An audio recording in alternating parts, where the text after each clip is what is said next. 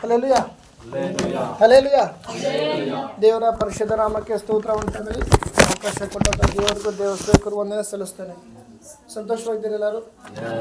Hallelujah. ನಮಗೆ ಈ ದಿನ ಕೊಟ್ಟಂತ ಆರೋಗ್ಯಕ್ಕಾಗಿ ದೇವರಿಗೆ ಸ್ತೋತ್ರ. ದೇವರು ನಮ್ಮ ಜೊತೆ ಮಾಡಿದ ಉಪಕಾರಕ್ಕಾಗಿ ದೇವರಿಗೆ ಸ್ತೋತ್ರ. ವಾಕ್ಯವನ್ನು ಧ್ಯಾನಿಸೋಣ. 2 ತಿಮೋತಿ 3ನೇ ಅಧ್ಯಾಯ 16ನೇ ವಾಕ್ಯ, 16-17. 2 ತಿಮೋತಿ 3ನೇ ಅಧ್ಯಾಯ 16ನೇ ವಾಕ್ಯ. ದೈವ ಪ್ರೇರಿತವಾದ ಪ್ರತಿಯೊಂದು ಶಾಸ್ತ್ರವು ಉಪದೇಶಕ್ಕೂ ಖಂಡನೆಗೂ ತಿದ್ದುಪಾಟಿಗೂ ನೀತಿ ಶಿಕ್ಷೆಗೂ ಉಪಯುಕ್ತವಾಗಿದೆ. ಸ್ತೋತ್ರ.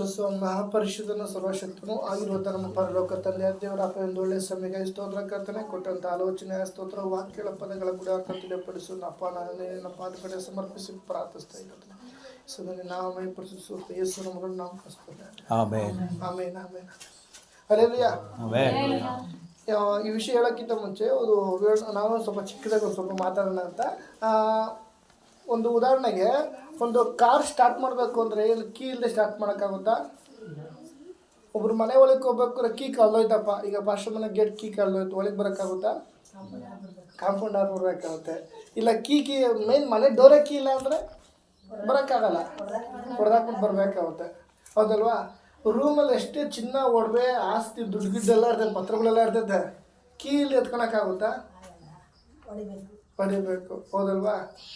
ಅದೇ ಪ್ರಕಾರ ನಮ್ಮ ಉದಾಹರಣೆಗೆ ಏನೇ ಒಂದು ಬೀರಿನಲ್ಲಿ ದೊಡ್ಡ ದೊಡ್ಡ ಒಡವೆಗಳಿರುತ್ತೆ. ಉದಾಹರಣೆಗೆ ಆ ಒಡವೆ ಒಳಗಡೆ ಇದೆ, ಬೀಗ ಲಾಕ್ ಆಗಿದೆ, ಬಟ್ ಒಡವೆ ಒಳಗಡೆ ಇದೆ, ಅದ್ರ ಮುಖಾಂತರ ಬಂದು ನಾವು ಕೀ ತೆಗಿಯೋಕ್ಕಾಗುತ್ತಾ? ಒಡವೆ ದುಡ್ಡು ಇರುತ್ತೆ, ದುಡ್ಡು ನಮ್ಮನ್ನ ಕೀ ತೆಗಿಯೋಕೆ ಮಾಡುತ್ತಾ? ಹೌದಲ್ವಾ? ಚಿಕ್ಕ ಕೀನ ಬಾಕಿ ತೆಗಿಯೋಕ್ಕೆ ಸಾಧ್ಯ. ಚಿಕ್ಕ ಕೀ ಅಂತ 1.5 ಕೋಟಿ ಕಾರ್ನ ಸ್ಟಾರ್ಟ್ ಮಾಡೋಕ್ಕೆ ಸಾಧ್ಯ. Hallelujah, hallelujah. ಇದರಿಂದಲೇ ಆ ವಾಕ್ಯವನ್ನು ಅಬ್ಸರ್ವ್ ಮಾಡಿ, ದೈವ ಪ್ರೇರಿತವಾದ ದೈವ ಪ್ರೇರಿತವಾದ ಪ್ರತಿಯೊಂದು ಶಾಸ್ತ್ರವು ಉಪದೇಶಕ್ಕೂ ಖಂಡನೆಗೂ ತಿದ್ದುಪಾಟಿಗೂ ನೀತಿ ಶಿಕ್ಷೆಗೂ ಉಪಯುಕ್ತವಾಗಿದೆ. ಇಲ್ಲಿ ಬಂದು ದೇವರ ವಾಕ್ಯ ನಮ್ಮನ್ನು ಯಾವ ರೀತಿ ನಡೆಸುತ್ತದೆ ಅಂತ ನಮ್ಮನ್ನು ನೋಡ್ಬೋದಾಗ್ತದೆ. ಇದು ನಾನು ಆ ಒಂದು ಆದಿಯಲ್ಲಿ ಒಂದು ಯೋಹನ 1:1 ನೋಡುವುದಾದ್ರೆ, ಆದಿಯಲ್ಲಿ ವಾಕ್ಯವಿತ್ತು. ಹಲ್ಲೆಲೂಯಾ. ಇಲ್ಲ ಇದ್ರಾ? ಆ ಯೋಹನ 1:1 ವಾಕ್ಯ ತೆಗೆದ್ರು ಓದಿ. ಆದಿಯಲ್ಲಿ ವಾಕ್ಯ ಇತ್ತು, ಆ ವಾಕ್ಯ ದೇವರ ಬಳಿಯಲ್ಲಿತ್ತು, ಆ ವಾಕ್ಯ ದೇವರಾಯಿತು. ಅದೇ ಅಧ್ಯಾಯದ 14ನೇ ವಾಕ್ಯ ಓದಿ. ಆ ವಾಕ್ಯವೆಂಬುವನು ನರಾವತಾರವೆತ್ತಿ ನಮ್ಮ ಮಧ್ಯದಲ್ಲಿ ವಾಸ ಮಾಡಿದನು. ಎಷ್ಟು ಜನ ನಂಬ್ತೀರಾ? ಇದನ್ನ ನೀವು ನಂಬುವುದಾದ ದೇವರ ಮಹಿಮೆ ಕಾಣುವಿ. ಹಲ್ಲೆಲೂಯಾ. ನಂಬಿಕೆ ಇದೆ ಅಂತ ನಾವು ಮೇಘ ತೋರಿಸುತ್ತಲ್ಲ, ಅದನ್ನ ಕ್ರಿಯೆಗಳ ಮುಖಾಂತರ ತೋರಿಸ್ಬೇಕಾಗುತ್ತೆ. ಹಲ್ಲೆಲೂಯಾ. ಆ ಒಂದು ವಾಕ್ಯ ಎಂಬಾದ ನರಾವತಾರವಾಗಿ ನಮಗಾಗಿ ಪರಲೋಕ ತಿಳಿಸಿ, ನಮ್ಮ ತಪ್ಪು ಪಾಪಗಳಿಗೋಸ್ಕರ ಆತನು ಬಂದು ಈ ಭೂಮಿಗೆ ಬಂದು 3.5 ವರ್ಷಗಳ ಕಾಲ ಇದ್ದು ಯಜ್ಞವಾಗಿ ಹೋಗಿದ್ದಾನೆ. ಹೌದಲ್ವಾ? ಹಲ್ಲೆಲೂಯಾ. ಈ ದಿನ ತಂದೆಯ ದೇವರು ನಮಗೆ ನರಾವತಾರವೆತ್ತಿ ಬಂದು ನಮ್ಮನ್ನು ನಡೆಸಿದೆ ಅಂದರೆ, ಅಲ್ಲಿ ಆ ಒಂದು ವಾಕ್ಯ ನಮ್ಮನ್ನು ಏನು ಮಾಡ್ತದೆ? ನಮ್ಮನ್ನು ನಡೆಸುವಂಥದ್ದಾಗಿದೆ. ಈ ವಾಕ್ಯ ನಮ್ಮನ್ನು ನಡೆಸುವಂಥದ್ದಾಗಿದೆ. ಅದಕ್ಕಾಗಿ ದೈವ ಪ್ರೇರಿತವಾದ ಪ್ರತಿಯೊಂದು ಶಾಸ್ತ್ರವು, ಒಂದು ಶಾಸ್ತ್ರ ಅಂತ ಬರ್ದಿಲ್ಲ ಅಲ್ಲಿ, ಪ್ರತಿಯೊಂದು ಶಾಸ್ತ್ರವು, ಯಾಕಾಗಿ ಅದು ಒಂದೊಂದು ಅಧ್ಯಯನ ಸಹ ದೇವ ಪ್ರೇರಿತವಾದ ಬಂದಂಥ ಮಾತುಗಳಾಗಿದೆ. ಹಲ್ಲೆಲೂಯಾ. ಉದಾಹರಣೆಗೆ ಈ ರಾಮಾಯಣ, ಮಹಾಭಾರತ ಇವೆಲ್ಲ ಬಂದು ಮನುಷ್ಯ ಕಲ್ಪನೆಯಿಂದ ಬರೆದಂಥ ಮಾತು. ಅದೇ ಇದೊಂದು ಉದಾಹರಣೆಗೆ 1 ತಿಮೋತಿ 2 ತಿಮೋತಿ ಮತ್ತೆ ಮಾರ್ಕ, ಲೂಕ ಈ ಥರ ನೋಡ್ಕೋತಾರೆ. ಇವು ಒಬ್ಬೊಬ್ರು ಎಲ್ಲೆಲ್ಲೋ ಇದ್ದವರು. ಓಕೆನಾ? ಅವ್ರಿಗೆ ದೇವರು ಪ್ರೇರಿತ ಕೊಟ್ಟು ಒಂದು ಬೈಬಲ್ ಇಂಡೆಕ್ಸ್ ಪ್ರಕಾರ ಅಳತೆ ಕೋಲು ಅಂತ ಬರುತ್ತೆ. ಅದನ್ನು ಅಳತೆ ಕೋಲು ಪ್ರಕಾರ ಅದೊಂದು ಕ್ರಮೀಕರಣ ಕಳಿಸಿದಾಗ ಒಂದು ಬೈಬಲ್ ಆಗಿ ಮಾನಸತೆ ಪಡ್ತು, ಬೈಬಲ್ ಆಗಿ ರೂಪಾಂತರ ಪಡ್ತು. ಹಲ್ಲೆಲೂಯಾ. ಅದರಿಂದ ಇದೊಂದು ಪ್ರತಿಯೊಂದು ದೈವ ಪ್ರೇರಿತವಾವು, ಪ್ರತಿಯೊಂದು ಶಾಸ್ತ್ರವು ಉಪದೇಶಿಸುವುದಕ್ಕೂ ಖಂಡನೆಗೂ ತಿದ್ದುಪಾಟಿಗೂ ನೀತಿ ಶಿಕ್ಷೆಗೂ ಉಪಯುಕ್ತವಾಗಿದೆ. ಈ ಲೋಕ ನಾವು ಜೀವನ ಮಾಡ್ಬೇಕಾದ್ರೆ ಪ್ರತಿಯೊಂದು ಕಾರ್ಯಕ್ಕೆ ಉದಾಹರಣೆ ನಾವು ಯಾವುದೊಂದು ತಪ್ಪು ಮಾಡ್ತೀವಿ. ಆವಾಗಲೇ ಬ್ರದರ್ ಹೇಳಿದ್ರು, ನಮ್ಮ ಆತ್ಮಕ್ಕೆ ಆಪೋಸಿಟು ಶರೀರನ ನಾವು ಫಸ್ಟ್ ನಾವು ಗೆಲ್ಲಬೇಕು ಅಂದರೆ ಜೀವನ ವಾಕ್ಯನ ಅನುಸರಿಸಬೇಕು. ಏಸಪ್ಪ ನಮ್ಮ ಜೀವಿತದಲ್ಲಿ ಬರಬೇಕು. ಹಲ್ಲೆಲೂಯಾ. ಈ ವಾಕ್ಯ ಎಲ್ಲೇ ಇರಲಿ. ಇನ್ನೊಂದು ನೋಡೋಣ, ಇಬ್ರಿಯರಿಗೆ 8ನೇ ಅಧ್ಯಾಯ 10ನೇ ವಾಕ್ಯ ತೆಗೆದು ಓದಿ. ಇಬ್ರಿಯರು ಪತ್ರಿಕೆ 8ನೇ ಅಧ್ಯಾಯ ಆ ದಿನಗಳು ಓಕೆ ಬಂದ ಮೇಲೆ ಆ ದಿನಗಳು ಬಂದ ಮೇಲೆ ನಾನು ಇಸ್ರಾಯೇಲ್ ವಂಶದವರೊಂದಿಗೆ ಮಾಡಿಕೊಳ್ಳುವ ಓಕೆ ಒಡಂಬಡಿಕೆಯು ಹೀಗಿರುವುದು, ಇರೋದು ನನ್ನ ಆಜ್ಞೆಗಳನ್ನು ಅವರ ಮನಸ್ಸಿನಲ್ಲಿ ಇಡುವೆನು. ಯಾರ ಮನಸ್ಸಲ್ಲಿ?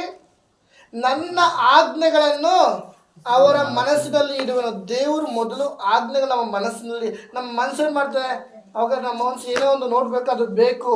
ಅದು ಉದಾಹರಣೆಗೆ ಯಾರಾದ್ರೂ ಹೋಗೋದು ಕಾಸ್ಟ್ಲಿ ಒಂದು ಬೈಕ್ ಒಂದು ಕಾರ್ ತೊಗೊಂಡು ಸಖತ್ತಾಗಿದ್ದಪ್ಪ, ಮನ್ಸು ಹತ್ರ ಕೋಚಿ చేಸಿರ್ತಾರೆ. ಇವತ್ತಿದ್ದಂಗೆ ಇರಲ್ಲ, ಸ್ವಲ್ಪ ಇದ್ದಂಗೆ ಸ್ವಲ್ಪ ಇರಲ್ಲ. ಅಲ್ಲಲ್ಲ, ಒಂದು ಉದಾಹರಣೆ ಒಬ್ಬ ಸೈಕಲ್ ಓಡಿಸ್ಕೊಂಡು ಹೋಗ್ತಾ ಇರ್ತಾರೆ, ಪಕ್ಕದಲ್ಲಿ ಬೈಕ್ ನೋಡ್ರೆ ವಾವ್ ಈ ಬೈಕ್ ಚೆನ್ನಾಗಿದೆ, ಬೈಕ್ ತೊಗೊಂಡ್ರೆ ಚೆನ್ನಾಗಿತ್ತು ಅಂತ. ಅದೇ ಬೈಕ್ ಓಡಿಸೋ ಪಕ್ಕದಲ್ಲಿ ಒಳ್ಳೆ ಕಾರ್, ಆ ಕಾರ್ ನೋಡ್ರೆ ಚೆನ್ನಾಗಿತ್ತು ತೊಗೊಬೇಕು ಅಂತ. ಆ ಕಾರ್ ಓಡಿಸೋವನಿಗೆ ಫ್ಲೈಟ್ ನೋಡ್ರೆ ಫ್ಲೈಟೇ ತೊಗೊಂಡ್ರೆ ಚೆನ್ನಾಗಿತ್ತಲ್ಲಪ್ಪ ಅಂತ. ಹಿಂಗೆ ದುರಾಸೆ ಅವನ ಮನಸ್ಸು ಚಿಂತೆ ಮಾಡ್ತಾ ಹೆಂಗೆ ಆ ಮನಸ್ಸಿಗೆ ಕಂಟ್ರೋಲ್ ಮಾಡೋಕ್ಕೆ ಅವನಿಗೆ ಆಗಲ್ಲ.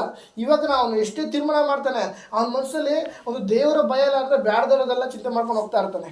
ಅಲ್ಲಲ್ಯಾ, ಅದಕ್ಕಾಗಿ ದೇವ್ರ ವಾಕ್ಯ ಹೇಳ್ತದೆ, ನನ್ನ ಆಜ್ಞೆಗಳನ್ನು ಅವರ ಮನಸ್ಸಿನಲ್ಲಿ ಇಡುವೆನು, ಮಾತ್ರ ಅವರ ಹೃದಯದ ಮೇಲೆ ಅವುಗಳನ್ನು ಬರೆಯುವೆನು. ಅಲ್ಲಲ್ಯಾ, ಈ ದಿನ ನಮ್ಮ ಹೃದಯ, ನಮ್ಮ ಮನಸ್ಸು ನಮ್ಮ ಸಂಗಡ ಮಾತಾಡ್ತೀವಿ ಅಂದ್ರೆ ದೇವರ ವಾಕ್ಯನ ಅನುಸರಿಸ್ತಾ ಇದೆ. ನಮ್ಮ ಹೃದಯ, ನಮ್ಮ ಮನಸ್ಸು ಒಂದು ಪ್ರೇರೇಪಿಸ್ತಾ ಇದೆ. ಉದಾಹರಣೆಗೆ ನಾವು ಯಾರಿಗೋ ಒಂದು ಮಾತು ಬೈದ್ಬಿಟ್ಟು, ಅವಾಗಲೇ ಬ್ರದರ್ ಹೇಳಿದ್ರು, ಯಾರೋ ಒಬ್ರು ನಮ್ಮನ್ನು ಬೈದ್ಬಿಟ್ಟಿರ್ತಾರೆ, ಅವ್ರು ನಮ್ಮನ್ನ ಏನೋ ಬೈದು ಹೊಡೆದು ಏನೋ ನಮ್ಮನ್ನ ಅಪಮಾನ ಪಡಿಸಿರ್ತಾರೆ. ಎಷ್ಟೋ ವರ್ಷಗಳಾದ್ಮೇಲೆ ಎದುರುಗಡೆ ಬಂದರೆ ನಾವು ಪ್ರೈಸ್ ಲಾರ್ಡ್ ಹೇಳ್ತೀವ, ನನ್ನ ಮಗ ಬಂದ್ಬಿಟ್ಟ ಅಂತ ನಮ್ಮ ಮನಸ್ಸಲ್ಲಿ ಬೈಕತ್ತಾ ಇರ್ತೀವಿ, ಶರೀರದಲ್ಲಿ ಅನುಭವಿಸ್ತಾರೆ. ಅದೇ ದೇವರ ಭಯ ನಮ್ಮಲ್ಲಿ ಇರುವುದಾದ್ರೆ ನಾವು ಎಲ್ಲರೂ ಕ್ಷಮಿಸಿ ಪ್ರೈಸ್ ಲಾರ್ಡ್ ಅಂತ ಮಾತಾಡ್ತೀವಿ. ಅಲ್ಲಲ್ಯಾ, ಅದಕ್ಕೆ ನಮ್ಮ ಹೃದಯ, ನಮ್ಮ ಮನಸ್ಸು ದೇವರ ಸಂಗಡ ಮಾತಾಡುವಂಥದ್ದಾಗಿದೆ. ಅದಕ್ಕಾಗಿ ದೇವರು ಇಲ್ಲಿ ಹೇಳ್ತದ, ನನ್ನ ಆಜ್ಞೆಗಳನ್ನು ಅವರ ಮನಸ್ಸಿನಲ್ಲಿ ಇಡುವೆನು, ಅವರ ಹೃದಯದ ಮೇಲೆ ಅವುಗಳನ್ನು ಬರೆಯುವೆನು. ಅಲ್ಲಲ್ಯಾ, ನಾನು ಅವರಿಗೆ ದೇವರಾಗಿರುವೆನು, ಅವರು ನನಗೆ ಪ್ರಜೆಯಾಗಿರುವರು. ಅಲ್ಲಲ್ಯಾ, ಎಷ್ಟು ಜನ ನಂಬ್ತೀರಾ? ಈ ದಿನ ನಂಬುವುದಾದ ದೇವರ ಮಹಿಮೆ ಕಾಣುವೆ. ಈ ವಾಕ್ಯ ಓದಿ ಬರೋದಿಲ್ಲ ಸಲಿ. ಆ ದಿನಗಳು ಬಂದ ಮೇಲೆ ನಾನು ಇಸ್ರಾಯೇಲ್ ವಂಶದವರೊಂದಿಗೆ ಮಾಡಿಕೊಳ್ಳುವ ಒಡಂಬಡಿಕೆಯು ಹೀಗಿರುವುದು, ನನ್ನ ಆಜ್ಞೆಗಳನ್ನು ಅವರ ಮನಸ್ಸಿನಲ್ಲಿ ಇಡುವೆನು. ದೈವ ಪ್ರೇರಿತವಾದ ಪ್ರತಿಯೊಂದು ಶಾಸ್ತ್ರವು ಉಪದೇಶಕ್ಕೂ, ಖಂಡನೆಗೂ, ತಿದ್ದುಪಾಟಿಗೂ, ನೀತಿ ಶಿಕ್ಷೆಗೂ ಉಪಯುಕ್ತವಾಗಿದೆ. ಈ ದಿನ ನಮ್ಮ ಜೀವಿತದಲ್ಲಿ ಜೀವನ ವಾಕ್ಯ ಇರುವುದೇ ಆದರೆ, ನಮ್ಮ ಹೃದಯ ಎಂಬ ಅಲಗಿಯಲ್ಲಿ ಬರೆದಿರುವುದೇ ಆದ್ರೆ, ದೇವರು ನಮಗೊಂದು ಉಪದೇಶ ಮಾಡ್ತಾ ಇರೋದನ್ನ ನಾವು ಅನುಸರಿಸಬೇಕು. ದೇವರ ವಾಕ್ಯದಲ್ಲಿ ನಾವು ಅನುಸರಿಸಬೇಕು. ಅಲ್ಲಿ ನಮ್ಮ ಜೀವಿತ ಯಾವ್ದಾದ್ರು ತಿದ್ದುಪಾಟಿ ಮಾಡುವುದಾದ್ರೆ ನಾವು ಅದನ್ನ ಫಸ್ಟ್ ಸರಿಪಡಿಸ್ಕೋಬೇಕು. ಆವಾಗ ನಮ್ಮ ಜೀವಿತ ಎಂಬ ಹೃದಯದಲ್ಲಿ ಆತನ ವಾಕ್ಯ ನೆಲೆ ನಿಲ್ಲುತ್ತದೆ. ಆತನ ವಾಕ್ಯ ನಮ್ಮ ಹೃದಯ ನೆಲೆ ನಿಂತಿಲ್ಲ ಅಂದ್ರೆ ದೇವರ ವಾಕ್ಯ ನಾವು ಕಿವಿ ಕೊಟ್ಟಿಲ್ಲ ಅಂತ. ಅಲ್ಲಲ್ಯಾ, ನಮ್ಮ ಜೀವಿತ ದೈವ ಪ್ರೇರಿತ ವಾಕ್ಯ ನೆರವೇರುತ್ತಾ ಇಲ್ಲ ಅಂತ. ಅದನ್ನ ಫಸ್ಟ್ ಪರಿಶೋಧನೆ. ಯಾಕಾಗಿ ಮುಂದೆ ಓದಿ, ಅವರ ಹೃದಯದ ಮೇಲೆ ಅವುಗಳನ್ನು ಬರೆಯುವೆನು. ಈ ದಿನ ನಮ್ಮ ಹೃದಯದಲ್ಲಿ ಏನ್ ಬರ್ಕೊಂಡಿದ್ದೀವಿ, ನಮ್ಮನ್ನ ನಾವು ಫಸ್ಟ್ ಪರಿಶೋಧನೆ ಮಾಡೋಣ. ಯಾಕಂದ್ರೆ ಈ ಒಂದು ಕೊನೆ ಗಳಿಗೆಯಲ್ಲಿ ನಾವು ಏಸಪ್ಪ ಬರುವುದಾದ್ರೆ, ನಾವು ದೇವರ ನಂಬಿಕೆಸರಾಗಿ ದೇವರಿಗೆ ಭಯಪಟ್ಟು ಜೀವನ ಮಾಡುವಾಗ ದೇವ್ರ ತುರಿಸೋರು ನಮಗ್ ಕೇಳಿಸುತ್ತೆ. ನಾವು ಅಕ್ಕಪಕ್ಕ ನೋಡ್ಕೊಂಡು ಅವ್ರಿಂಗೆ ಇವ್ರಿಂಗೆ, ಅವ್ರ ಮನ್ಸಿಂಗೆ ಇವ್ರ ಮನ್ಸಿಗೆ, ಅವ್ರ ಕುಟುಂಬ ತೂತು, ಇವ್ರಿಗೆ ಎಲ್ಲಾರ ಮನೆ ದೋಸೆ ತೂತು. ಫಸ್ಟ್ ನಮ್ಮನೆ ದೋಸೆ ಫಸ್ಟ್ ನಾವು ನೋಡೋಣ ಎಷ್ಟು ಹೌದಲ್ವಾ.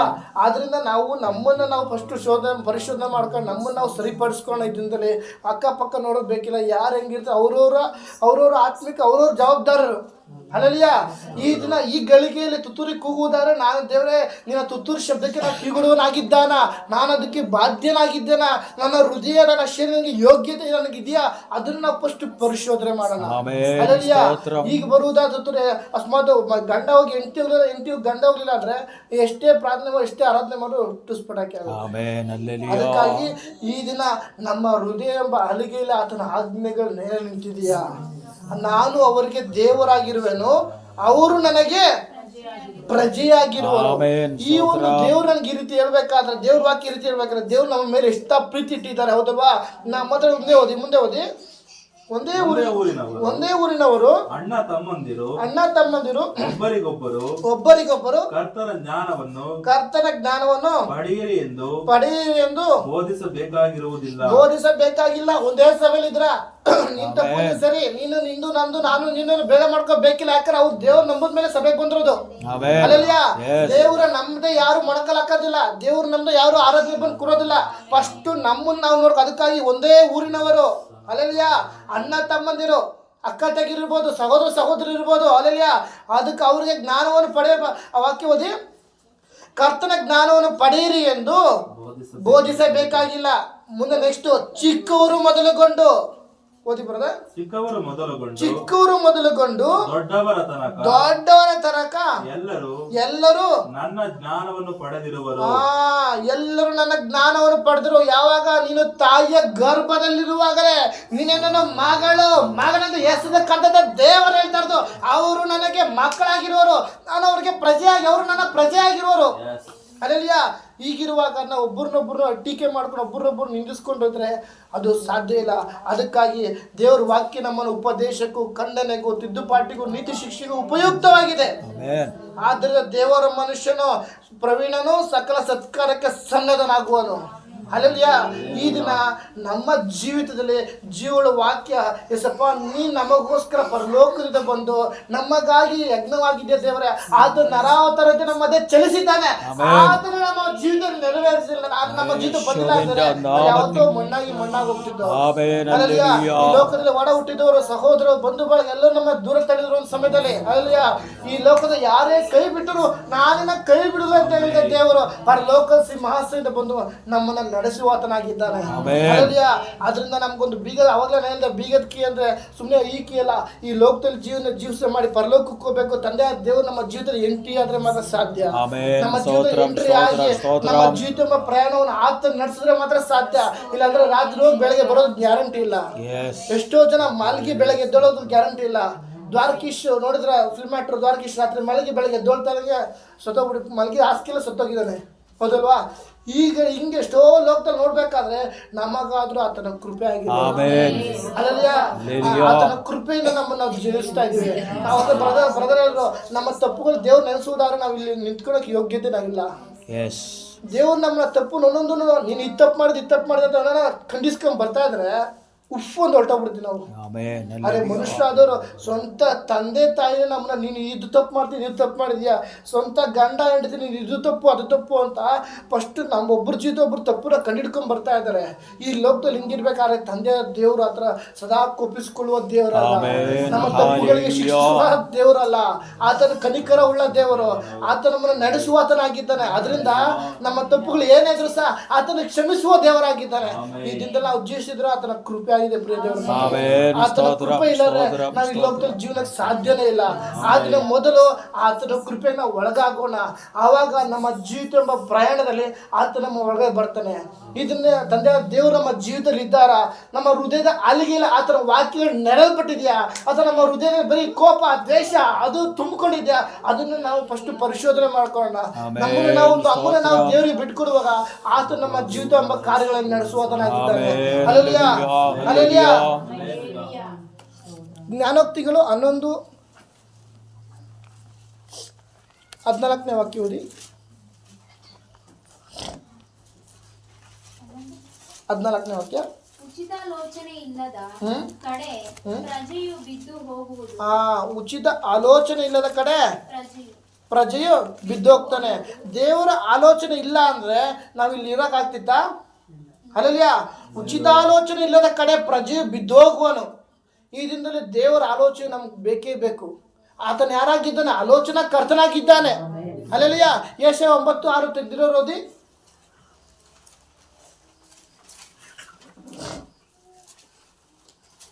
ಒಂದು ಮಗು ನಮಗಾಗಿ ಹುಟ್ಟಿದೆಯಷ್ಟೇ. ಒಂದು ಮಗು ನಮಗಾಗಿ ಹುಟ್ಟಿದೆಯಷ್ಟೇ. ವರದ ಮಗನು ನಮಗೆ ದೊರೆತನು. ಯಾರು ದೊರೆತನು? ವರದ ಮಗನು ನಮಗೆ ದೊರೆತನು.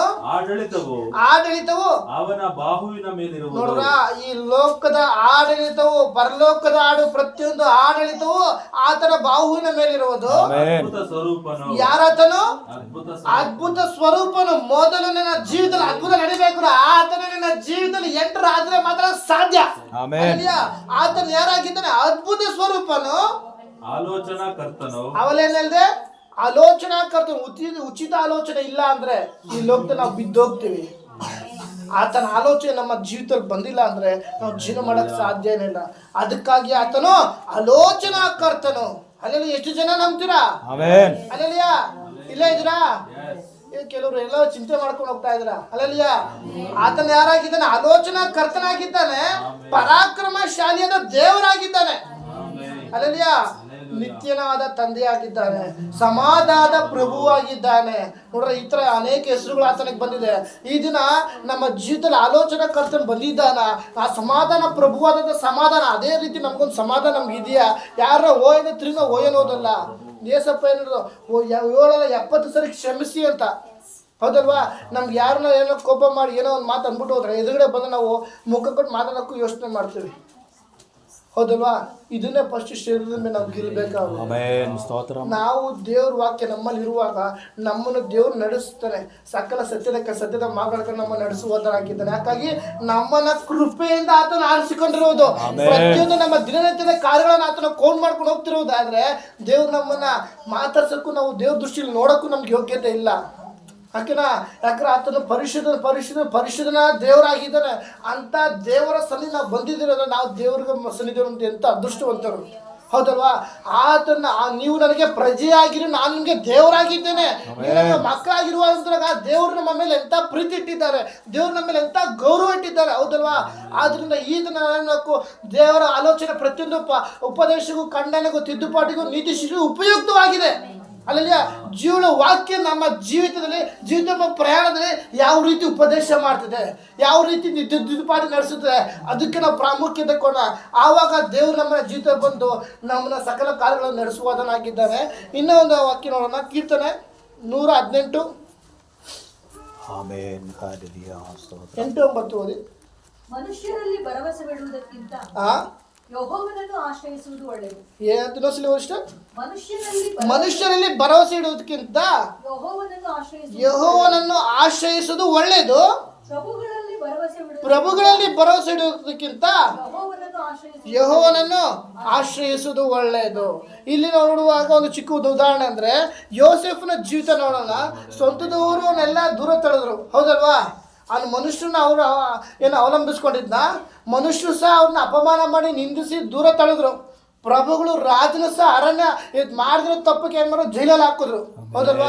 ಅಲ್ಲೂ ಸಹ ಜೈಲಲ್ಲೂ ಸಹ ಅವ್ರು ಏನ್ ಮಾಡ್ದ, ದೇವರನ್ನ ಪ್ರಭುನ ಅವನೇನ್ ಮಾಡ್ದ, ಆಶ್ರಯಿಸಿಕೊಂಡು, ಯೆಹೋವನ್ನ ಆಶ್ರಯಿಸಿಕೊಂಡು ಯಾವಾಗ ಒಂದು ಜೈಲಲ್ಲಿ ಇದ್ರು ಸಹ ಇದು ಮಾಡಿದ್ರು ತಪ್ಪಿಗೆ ಅವ್ನು ಜೈಲಲ್ಲಿ ಹೋಗಿ ಅಲ್ಲಿ ಅವನು ಅಲ್ಲಿರುವಂತ ಮನುಷ್ಯಗಳನ್ನ ಅವನ ಶಾಪ ಹಾಕ್ಲಿಲ್ಲ, ಶಪಿಸ್ಲಿಲ್ಲ. ನಾನು ಮಾಡಿದ ತಪ್ಪು ನೀನು ಹಿಂಗ್ ಮಾಡ್ದೆ ಹಂಗ್ ಮಾಡ್ದೆ ಅಂತ ಆಗ್ತಿಲ್ಲ. ನಾವು ಆಗಿದ್ರೆ ಅಷ್ಟೆಲ್ಲ ಏನ್ ಮಾಡ್ತಿದ್ದೋ. ಉದಾಹರಣೆಗೆ ಒಂದು ನಮ್ಗೆ ಯಾವುದೋ ಒಂದು ತಪ್ಪಿಲ್ಲದೆ ನಮ್ಗೆ ಯಾರನ್ನ ಬೈದ್ಬಿಟ್ರೆ ನಮ್ಗೆ ಸಹಿಸಕ್ಕಾಗಲ್ಲ, ಹೌದಲ್ವಾ? ನಾವು ಚೆನ್ನಾಗಿ ಇರ್ತೀವಿ, ಪರ್ಫೆಕ್ಟ್ ಆಗಿರ್ತೀವಿ, ದೇವರೇ ಸ್ತೋತ್ರ ಅಲ್ಲಿ ಆಮೇಲೆ ನಮಗೆ ನಮ್ಗೆ ಓದಾಡ್ತೀವಿ. ಯಾರ ಬಂದು ಸುಮ್ಮನೆ ಬಾಯಿ ಬಂದು ನಮ್ಗೆ ಬೈದ್ಬಿಟ್ರೆ ಒಂದು ಸಡನ್ BP ರೈಸ್ ಆಗುತ್ತೆ, ಹೌದಲ್ವಾ? ಇವನೇ ನಾನು ಮಾಡಿದ್ರೆ ತಪ್ಪು ಬೈತಾನಲ್ಲಪ್ಪ, ಸಡನ್ ಕೋಪ ಬರುತ್ತೆ. ಆದ್ರೆ ಯೋಸೆಫ್ ಹಂಗೆ ಮಾಡಿಲ್ಲ. ಅಲ್ಲಲ್ಲಿಯಾ ಮನುಷ್ಯರಿಗೆ ಭರವಸೆ ಇಡೋದಕ್ಕಿಂತ ಯೆಹೋವನನ್ನು ಆಶ್ರಯಿಸುವ ಒಳ್ಳೆಯದು. ಮನುಷ್ಯರು ಅವ್ನಿಗೆ ಏನು ಮಾಡಿದ್ರು, ಅಪಮಾನ ಪಡಿಸಿದ್ರು, ಸ್ವಂತದವ್ರು ಅವನ್ನ ಕೆಟ್ಟದ್ದು ಬಯಸಿದ್ರು. ಪ್ರಭುಗಳಲ್ಲಿ ಭರವಸೆ ಇಡೋದಕ್ಕಿಂತ ಯೆಹೋವನನ್ನು ಆಶ್ರಯಿಸುವ ಒಳ್ಳೆಯದು. ಹೋಗಿರೋಂಥ ರಾಜನೇ ಅವ್ನು ಮಾಡಿದ್ರು ತಪ್ಪಿಗೆ ಅರಣ್ಯದಲ್ಲಿ ಅದೇ ಜೈಲಿಗೆ ಹಾಕಿದ್ರು. ಆ ಜೈಲಲ್ಲೂ ಸಹ ಏನ್ ಮಾಡ್ದ, ಅಲ್ಲಿ ದೇವ್ರನ್ನ ಅವನು ಆಶ್ರಯಿಸಿಕೊಂಡ. ಅದೇ ಪ್ರಕಾರ ಪೌಲೋಸಿನ ನೋಡಿದಾರ ಮಾಡಿದ್ರೆ ತಪ್ಪಿಗೆ ಜೈಲು ಹಾಕಿದ್ರು. ಆ ಜೈಲು ಸಹ ಪೌಲೋಸಿನ ಏನ್ ಮಾಡ್ರು, ದೇವ್ರನ್ನ ಆಶ್ರಯಿಸಿಕೊಂಡ್ರು.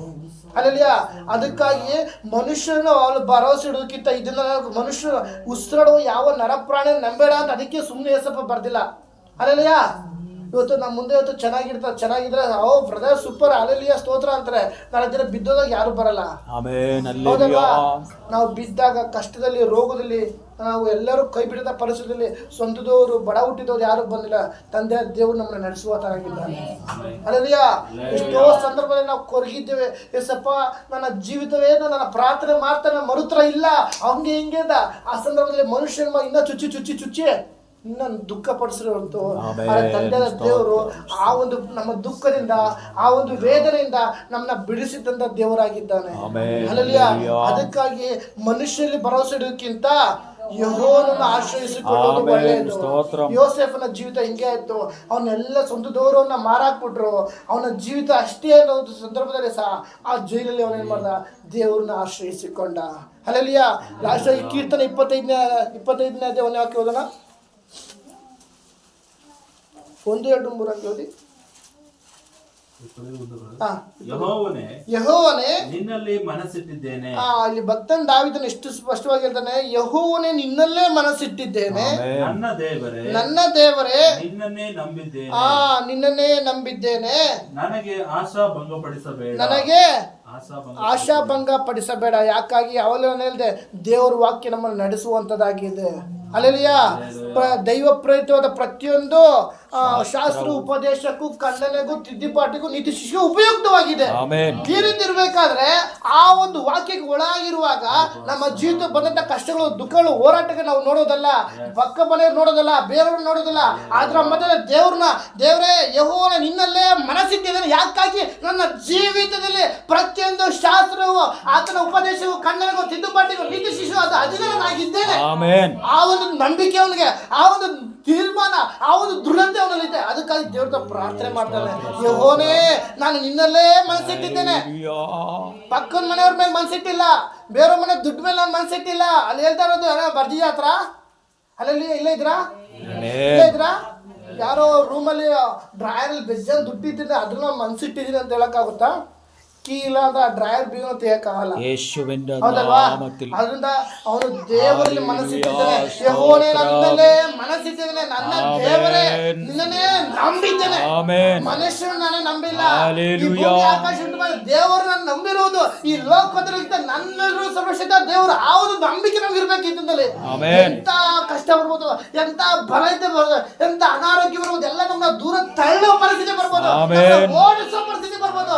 ಆದ್ರೆ ನಾನು ಆಧಾರನಾಗಿರೋದು ಯಾರು? ಈ ಲೋಕ ಉಂಟು ಮಾಡಿದ ದೇವರ ಮೇಲೆ ನಾನು ಆಧಾರ ಉಂಟು ಮಾಡೋದು. ಆದ್ರಿಂದ ಭಕ್ತನು ಹೇಳ್ತಾನೆ, ಯೆಹೋವನೇ ನಿನ್ನಲ್ಲೇ ಮನಸ್ಸಿಟ್ಟಿದ್ದೇನೆ, ನನ್ನ ದೇವರೇ ನಿನ್ನನ್ನೇ ನಂಬಿದ್ದೇನೆ, ನನಗೆ ಆಶಾಭಂಗ ಪಡಿಸಬೇಡ. ಹಲ್ಲೆಲೂಯಾ. ನನ್ನ ವಾಕ್ಯ ನಮ್ಮ ಹೃದಯದ ಅಲಿಗೆಯಲ್ಲಿ ನಾನು ಬರೆದಿಟ್ಟಿದ್ದೇನೆ, ನೀವು ನನಗೆ ಪ್ರಜೆಯಾಗಿರುವಿರಿ. ಆವಾಗ ಹಲ್ಲೆಲೂಯಾ, ಈ ಒಂದು ವಾಕ್ಯ ನಿಮ್ಮ ಜೀವಿತ ನೆರವೇರುವುದೇ ಆದ್ರೆ ನಂಬಿಕೆಯಿಂದ ನೀವು ಪ್ರಾರ್ಥನೆ ಮಾಡಿರಿ. ಪ್ರತಿಯೊಂದು ಪ್ರಾರ್ಥನೆ ಮರುತ್ತರ ಉಂಟು ಅಂತ ಹೇಳ್ತಿದ್ದೆ ದೇವರು. ನೀವು ಮರುತ್ತರ ಕೊಟ್ಟು ನಿಮ್ಮನ್ನು ನಡೆಸುವ ಆತನಾಗಿದ್ದಾನೆ. ಹಲ್ಲೆಲೂಯಾ. ಓದಿ ಆ ವಾಕ್ಯನ ಸರಿ.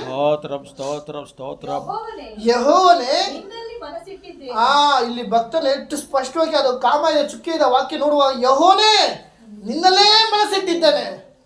ಎಂತ ಒಂದು ನಂಬಿಕೆ ನಾನು ಹೇಳ್ತೇನೆ, ನನ್ನ ದೇವರೇ ನಿನ್ನನ್ನೇ ನಂಬಿದ್ದೇನೆ, ನನಗೆ ಆಶಾಭಂಗ ಪಡಿಸಬೇಡ, ನನಗೆ ಆಶಾಭಂಗ ಪಡಿಸಬೇಡ. ಎಷ್ಟು ಜನ ಕೇಳಕ್ಕೆ ಈ ತರ ಅಲ್ಲಲ್ಯ ಈ ದಿನ ನಿಮ್ಮ ಪರಿಸರದಲ್ಲಿ ಏನೇ ಇರ್ಬೋದು, ಮನುಷ್ಯರು ಮುಖ ನೋಡ್ಬೋದು, ನನ್ನ ಅಂತರಾದ ಹೃದಯ ತಿಳಿಯುವ ದೇವರು ಹೇಳ್ತಾ ಇದ್ರೆ ನಾವು ದೇವರ ನಾವು ಈ ದಿನ ಪ್ರಾರ್ಥನೆ ಮಾಡುವುದೇ ಆದ್ರೆ ಆತನನ್ನು ನಡೆಸುವ ಆತನಾಗಿದ್ದಾನೆ. ಆತನ ದೈವ ಪ್ರೇರಿತ ಪ್ರತಿಯೊಂದು ಮಾತು, ಪ್ರತಿಯೊಂದು ಶಾಸ್ತ್ರ ಉಪದೇಶಕ್ಕೂ, ಖಂಡನೆಗೂ, ತಿದ್ದುಪಾಟಿಗೂ, ನೀತಿ ಶಿಕ್ಷೆಗೂ ಉಪಯುಕ್ತವಾಗಿದೆ. ಅಲ್ಲಲ್ಯ ನಮ್ಮ ಜೀವಿತ ಬಂದ ತಪ್ಪು ಪಾಪಗಳಿರ್ಬೋದು, ನಮ್ಮ ಜೀವನ ನಡದಲ್ಲಿ, ನೋಟದಲ್ಲಿ, ಆಲೋಚನೆ ಬಂದದೆಲ್ಲ ತಪ್ಪು ಪಾಪ ಇರ್ಬೋದು, ಅವೆಲ್ಲವೂ ಸಹ ಜೀವನ ವಾಕ್ಯ ನಮ್ಮ ಜೀವಿತದಲ್ಲಿ ಇರುವುದೇ ಆದ್ರೆ ಆತನನ್ನು ಉಪದೇಶ ಮಾಡ್ತಾನೆ, ಆತನ ತಿದ್ದುಪಾಟಿ ಮಾಡ್ತಾನೆ, ಆತನ ನೀತಿ ಶಿಕ್ಷೆಗೆ ನಮ್ಮ ನಡೆಸುತ್ತಾನೆ. ಅದರ ಮಧ್ಯದಲ್ಲಿ ದೇವರು ನಮ್ಮ ಸಂಗಡ ಇರ್ತಾನೆ. ಆ ಒಂದು ನಂಬಿಕೆ ನಮ್ಗಿರ್ಬೇಕು. ಆವಾಗ ನಿನ್ನ ಪ್ರಾರ್ಥನೆ ಆತನ ಕೇಳುವ ಆತನಾಗಿದ್ದಾನೆ.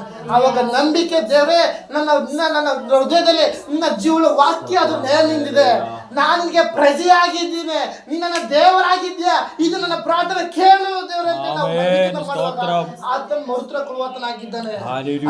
ಯೆಹೋವನೇ ನಿನ್ನಲ್ಲೇ ಮನಸ್ಸಿಟ್ಟಿದ್ದೇನೆ, ನನ್ನ ದೇವರೇ ನಿನ್ನನ್ನೇ ನಂಬಿದ್ದೇನೆ ಸಪ್ಪ, ನನಗೆ ಆಶಾಭಂಗ ಪಡಿಸಬೇಡ ಅಂತ ನಿಮ್ಮ ಪ್ರಾರ್ಥನೆ ಮರುತ್ತರ ಕೊಡುವಾತನಾಗಿದ್ದಾನೆ. ಶತ್ರುಗಳ ಉತ್ಸಾಹಕ್ಕೆ ವಾಕ್ಯ ಮುಂದೆ ಓದಿ. ಶತ್ರುಗಳ ಉತ್ಸಾಹಕ್ಕೆ ಆಸ್ಪದ ಮಾಡಬೇಡ, ವೃತದ್ರೋಹಿಗಳಿಗೆ ಆಶಾಭಂಗವಾಗಬೇಕೇ ಹೊರತು ಯಾರನ್ನ? ನಿನ್ನನ್ನು ನಿರೀಕ್ಷಿಸುವವರಿಗೆ.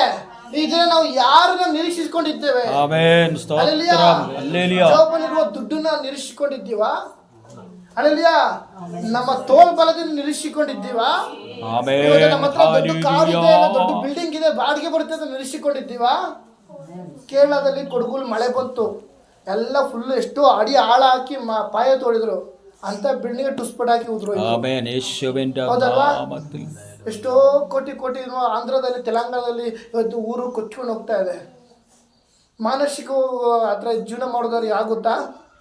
Hallelujah, hallelujah. ಆಮೆನ್. ಅದಕ್ಕಾಗಿ ನಿನ್ನನ್ನೇ ನಿರೀಕ್ಷಿಸಿಕೊಂಡಿದ್ದೇವೆ. Yes, amen. ಹಲ್ಲೆಲೂಯಾ. ಹಲ್ಲೆಲೂಯಾ. ಇದನ್ನ ನಮ್ಮ ಜೀವಿತ ದೇವರಿಗೆ ಸಮರ್ಪಿಸಿಕೊಡೋಣ. ಇವನು ಅಂತಿದ್ದಾರೆ, ದೇವರೇ ನಮ್ಮ ಚಿಂತೆ ನೋಟದಲ್ಲಿ ಮಾತಲ್ಲಿ ಏನೇ ತಪ್ಪು ಬರ್ಬೋದು, ಅದನ್ನ ನಮ್ಮಿಂದ ನಮ್ಮ ಎಲ್ಲಾ ತಪ್ಪು ಪಾಪ ನೀನು ಕ್ಷಮಿಸು. ಯಾಕಂದ್ರೆ ನೀನು ಕ್ಷಮಿಸುವ ದೇವರಾಗಿದ್ಯಾ, ನಮ್ಮನ್ನ ಕನಿಕರಿಸುವ ದೇವರಾಗಿದ್ಯಾ. ಸದಾ ನಮ್ಮ ತಪ್ಪುಗಳು ಹುಡುಕುವ ದೇವರಂತೂ ಅಲ್ವೇ ಅಲ್ಲ. ಆಮೆನ್. ಈ ರೀತಿ ನಾವು ಹಲ್ಲೆಲೂಯಾ. ದೇವರನ್ನ ಒಪ್ಪಿಸಿಕೊಡುವಾಗ ಅವಾಗ ಹೇಳ್ತೀವಿ, ದೈವ ಪ್ರೇರಿತವಾದ ಪ್ರತಿಯೊಂದು ಶಾಸ್ತ್ರವು ಆಮೆನ್. ಉಪದೇಶಕ್ಕೂ, ಖಂಡನೆಗೂ, ತಿದ್ದುಪಾಟಿಗೂ, ನೀತಿ ಶಿಕ್ಷೆಗೂ ಉಪಯುಕ್ತವಾಗಿದೆ. ಆಮೆನ್. Hallelujah, Yes. ಹಲ್ಲೆಲೂಯಾ. ಈ ವಾಕ್ಯ ಮುಖಾಂತರ ದೇವರು ನಿಮ್ಮೆಲ್ಲರನ್ನು ಆಶೀರ್ವದಿಸಲಿ. ಆಮೆನ್. ಹಲ್ಲೆಲೂಯಾ. ಹಲ್ಲೆಲೂಯಾ.